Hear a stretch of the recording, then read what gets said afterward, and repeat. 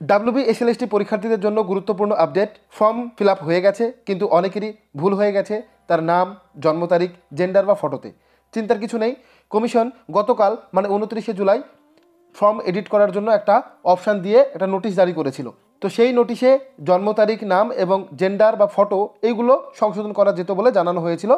কিন্তু আজকে 30শে জুলাই SSC অর্থাৎ স্কুল সার্ভিস কমিশন আরেকটি নোটিশ জারি করেছে। সেই নোটিশে কি বলা হয়েছে আমরা একটু দেখে নিই।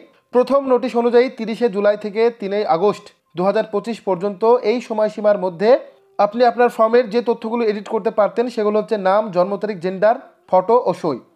এছাড়া আজ 30শে জুলাই আরেকটি নোটিশ এসেছে। এইবার আপনি ক্যাটাগরি ডিটেলস এডিট করতে পারবেন। তা 5 আগস্ট থেকে 11 আগস্ট 2025-এর মধ্যে হবে। লগ ইন করে এডিট অপশান সিলেক্ট করতে হবে এবং ড্রপডাউন থেকে ক্যাটাগরি বেছে নিতে হবে। সাব ক্যাটাগরি, সার্টিফিকেট নাম্বার এবং ইস্যু অথরিটি আলাদা করে লিখতে হবে।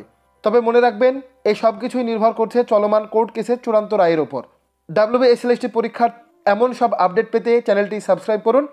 এই ভিডিওটা শেয়ার করুন বন্ধুদের সঙ্গে, কারণ একটি এডিট অপশান অনেক বড় ভুল ঠিক করে দিতে পারে। ধন্যবাদ।